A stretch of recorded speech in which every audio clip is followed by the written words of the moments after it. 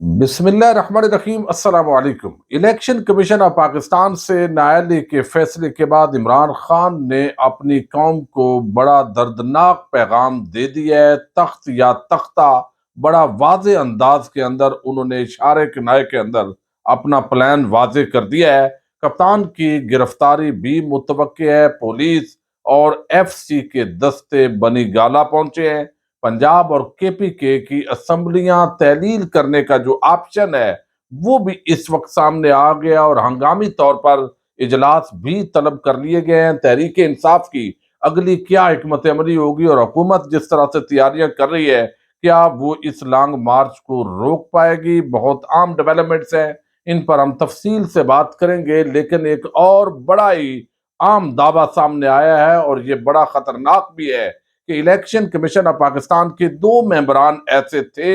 जो इस फैसले से मुत्तफिक नहीं थे और वो समझते थे कि इमरान खान के खिलाफ गैर कानूनी फैसला दिया जा रहा है, लेकिन उनको धमकाया गया। उनके घर वालों के हवाले से उनको धमकियां दी गई। ये आज जो है गुज़श्ता रोज अगरचे अपने विलाग के अंदर अरशद शरीफ ने भी इसका जिक्र किया था, लेकिन मुराद सईद ने आज वाज़े अंदाज के अंदर बताया है कि फिर एक जो रुकन है उनको मना लिया गया और जो दूसरा रुकन है उसने इमरान खान को बाकायदा ये पैगाम पहुंचाया कि जैसे डॉक्टर रिजवान का मर्डर हो गया था या उनकी डेथ हो गई थी, तो कहीं ऐसा ना हो कि उनके साथ भी कुछ हो जाए, उनके खानदान के साथ कुछ हो जाए। वो इस फैसले से इत्तेफाक नहीं रखते, लेकिन जबरदस्ती करने की कोशिश की जा रही है। और हमने देखा ये फैसला आया है, लेकिन एक जो मेंबर है उनके दस्तखत मौजूद नहीं है, तो ज़ाहिर है उन पर जो प्रेशर है उसका एक बड़ा दावा मुराद सईद सामने लाए हैं। अगर ये बात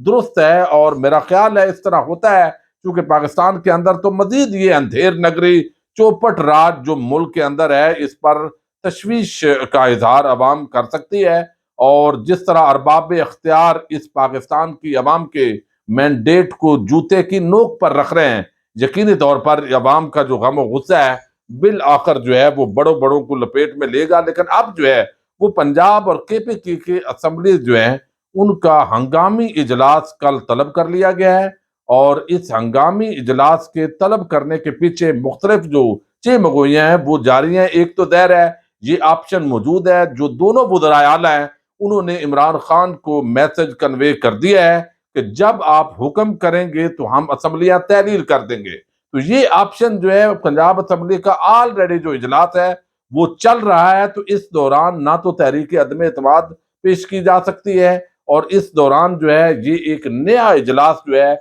अगले इजलास को रोक कर इसका आगाज कल से होने जा रहा है। एक तो इमरान खान की न्यायालय के खिलाफ करारदादें पेश की जाएंगी और साथ ही जो है वो इमरान खान जो ही इशारा करेंगे उसके मुताबिक पंजाब और केपीके की असम्बलियां जो है वो तहलील करने की अनाउंसमेंट सामने आ सकती है। और अगर ये दोनों असम्बलियां तहलील हो जाती हैं और तहरीक इंसाफ ऑलरेडी जो कौमी असम्बली से इस्तीफे दे चुकी है, तो अब आगे जो है वो इलेक्शन कमीशन ऑफ पाकिस्तान को अब इतनी सख्त नहीं है कि वो अब इलेक्शन जो है वो फौरी तौर पर इतने ज़िमनी इंतखाबात हुए, उन्हें कौमी इंतखाबात की तरफ बादल नखास्ता जाना पड़ेगा। अब एक तो ये एक आम खबर है। दूसरा जो है वो इमरान खान को बनी गाला से ना निकलने दिया जाए, उनको हिरासत में लिया जाए, उनको हाउस अरेस्ट किया जाए या बाकायदा गिरफ्तार करके उनको कहीं मुंतकिल किया जाए। इस पर वफाकी हुकूमत ने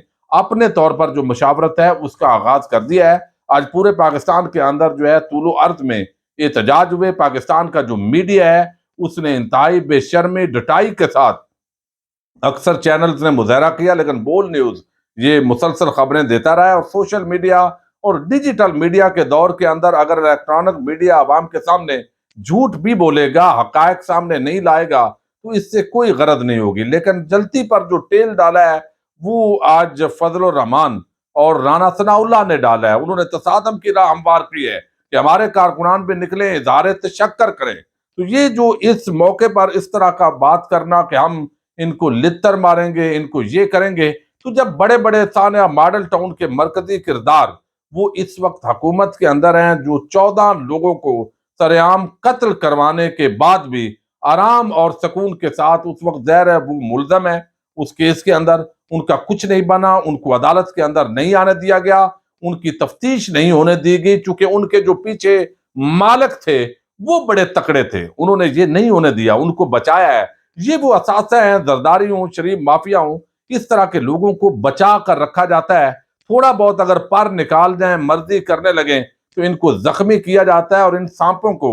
دودھ دے کر پالا جاتا ہے تاکہ اس قوم کا جو خون ہے وہ اپنے زہر کے ذریعے اس قوم کا قتل عام کریں، اس قوم کا جو ہے وہ خون اس کو نچوڑیں اور اپنی جو گالیں ہیں ان پر سرخی لائیں۔ اب کپتان کی گرفتاری جو ہے یہ ایک عام پلان ہے، اور شاید چونکہ اکتوبر کے مہینے کی عمران خان کہہ چکے ہیں تو ان کو کسی بھی طریقے سے گرفتار کیا جا سکتا ہے، اور اس وقت پولیس اور ایف سی کے جو دستے ہیں وہ جو ہے وہ بنی گالا پہنچے ہیں، اور یقینی طور پر وہ اس وقت تو سیکیورٹی کے نام پر ہوں گے، لیکن جو ہی عمران خان جو ہے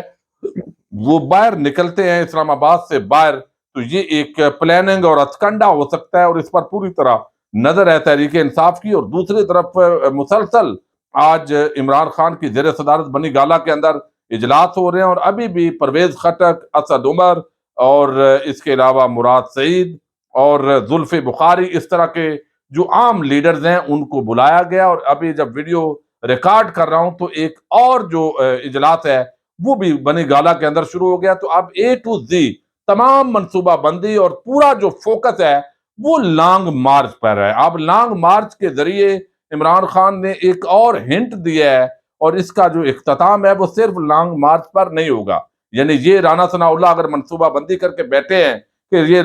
جو ہے وہ 1 2 4 دن کا لانگ مارچ ہوگا، دھرنا ہوگا، اس کے بعد جو ہے سب امن شانتی ہے، تو امن شانتی نہیں ہوگی، یہ عمران خان وعدے کر چکے ہیں۔ اب انہوں نے جو آج ظاہر ہے ان کو نائل کیا گیا ہے، تو جو انہوں نے آج قوم کے نام ایک عام پیغام دیا، ایک تو جہاں پر احتجاج لوگوں نے کیا ہے انہوں نے شکریہ ادا کیا، اور فوری طور پر وہ احتجاج ختم کرنے کا اعلان کیا گیا ہے، اور کہا گیا ہے کہ آپ میری کال کا انتظار کیجئے اور تیاری کیجئے، چونکہ آئندہ چند دنوں کے اندر جو ہے یہ اسی اکتوبر کے مہینے میں، تو اکتوبر کی جب بات کریں گے تو پیچھے صرف جو ہے وہ 8 دن باقی ہیں، تو یہ ایک عام چیز ہے، بلکہ 7 دن اب تو ہو جائیں گے، تو یہ 1 ہفتہ ہے، اور اس کے اندر کال بھی ہونی ہے اور لانگ مارچ نے چلنا بھی ہے۔ اب اس سے پہلے اپنے اپنے ہتھکنڈے ہوں گے، کنٹینر قلعہ نما اسلام آباد بن چکا ہے، لیکن اب انہوں نے کہا ہے کہ یہ توشہ خانہ جو قانون کے مطابق یہ سارا کچھ ہوا ہے، کچھ غیر قانونی نہیں تھا۔ زرداری نواز شریف انہوں نے جو گاڑیاں لی وہ غیر قانونی تھی، لیکن 10 سال ہو گئے ہیں فیصلہ نہیں آیا۔ الیکشن کمیشن کے اوپر ایک ایسا بندہ بٹھایا گیا ہے جو 2.5 سال سے ہمارے خلاف فیصلے دے رہا ہے۔ ای وی ایم مشین کے ذریعے ہم شفاف الیکشن چاہتے تھے، یہ بندہ رکاوٹ بنا، سینٹ میں جو پیسہ ہے وہ چلتا تھا، اور ویریفائی بنانے کے لیے ووٹ کو کہ تاکہ پتہ چلے کہ کس نے اپنی پارٹی کو ووٹ دیا ہے، کس نے مخالف کو، تاکہ دھاندلی ختم ہو، اور یہ دھاندلی بھی نہیں ختم کرنے دی، اور یہ بندہ اس کے اندر رکاوٹ بنا ہے۔ یوسف رضا گیلانی کا بیٹا رنگے ہاتھوں سینٹ کے لیے ووٹ خریدتے ہوئے پکڑا گیا ہے، لیکن یہ بالکل سم بکم ہے، اور پھر آڈیو لیک آئی، اس کے اندر استعفوں کا ذکر ہو رہا ہے، اور اسی کے مطابق انہوں نے استعفے منظور کیے ہیں، یہ بھی آ گیا ہے۔ مافیا پی ٹی آئی کو ختم کرنے کی کوشش کر رہا ہے۔ ضمنی الیکشن کے اندر جو پہلے ہماری پنجاب میں اور پھر یہ جو حالیہ ضمنی انتخابات ہیں اس کے اندر جو کامیابی آئی ہے، اس سے یہ بوکھلاہٹ کا شکار ہیں۔ سائفر موجود ہے، ایک بیرونی سازش کے ذریعے میری حکومت کو پلٹا گیا ہے، 24 مقدمات مجھ پر بنائے گئے تاکہ الجھایا جا سکے۔ میں نے کل ہی رات کو اپنے لوگوں کو واٹس ایپ کر دیا تھا کہ فیصلہ میرے خلاف نااہلی کا آ رہا ہے۔ بنگلہ دیش بھی اسی طریقے سے اکثریتی پارٹی، یعنی اس وقت بلاول ہو، نون لیگ ہو، فضل الرحمان ہو، یہ جتنا بھانمتی کا کنبہ ہے، یہ صوبائی پارٹیاں ہیں، یہ علاقائی پارٹیاں ہیں، ایک ہی جماعت ہے جس کا وجود پورے پاکستان میں ہے، اور وہ ہے تحریک انصاف۔ اس کی اکثریت کو اقلیت میں بدلنے کا یہ ایک پلان ہے، اور پہلے بنگلہ دیش بھی اسی ہٹ دھرمی اور بے شرمی کی وجہ سے بنا تھا، اور اب مزید یہ نفرت کے جو بیج ہیں وہ بونے کی کوشش ہو رہی ہے۔ انہوں نے بتایا کہ نواز شریف، اور مجھے ایک کر کے دکھایا جا رہا ہے، نواز شریف جو ہے اس نے آج تک رسیدیں نہیں دی، منی ٹریل نہیں دی، اور چوری ڈکیٹی کی، یہاں سے پاکستان سے پیسہ لوٹ کر بیرون ملک لے کر گئے. مریم، نواز شریف، حسین نواز، پورے خاندان کے جو بیانات ہیں، کیلبری فونٹ اور قطری خط سے لے کر سب کچھ جو ہے یہ واضح تھا. لیکن ان کو سزائیں ہونے کے باوجود ریلیف ملا، اور یہاں پر جو ہے وہ مجھے ان کے ساتھ ملایا گیا جو پچھلے 40 سال کی رسیدیں سپریم کورٹ آف پاکستان میں دے چکا ہے. مسلمان اس وقت جو مسلط حکمران ہیں، 1100 ارب روپے کا انہوں نے ڈاکہ ڈالا ہے نیب قوانین میں تبدیلی کر کے. اور میرا وعدہ ہے، زندگی جب تک ہے، جب تک میرے اندر سانس ہے، میں ان چوروں اور ڈاکوؤں کا مقابلہ کروں گا، ان کے ساتھ نہیں بیٹھوں گا جو ہمیشہ یہ کوشش کر رہے ہیں کہ میں ان کے ساتھ بیٹھوں اور معاملات طے کروں. انہوں نے کہا کہ احتجاج ختم کریں، ملکی تاریخ کا سب سے بڑا لانگ مارچ کرنے جا رہا ہوں. حقیقی آزادی کی یہ جنگ صرف لانگ مارچ تک نہیں ہے، بلکہ جب تک یہ تخت یا تختہ نہیں ہوتا یہ جنگ جاری رہے گی. اور اللہ کا حکم ہے، ظالموں کے خلاف جہاد کرو، کال دوں گا، انتظار کرنا. اور یہ جہاد ہے ان ظالموں کے خلاف. تو آج یہ بڑا دو ٹوک انداز کے اندر جو ہمیشہ وہ گفتگو کرتے ہیں،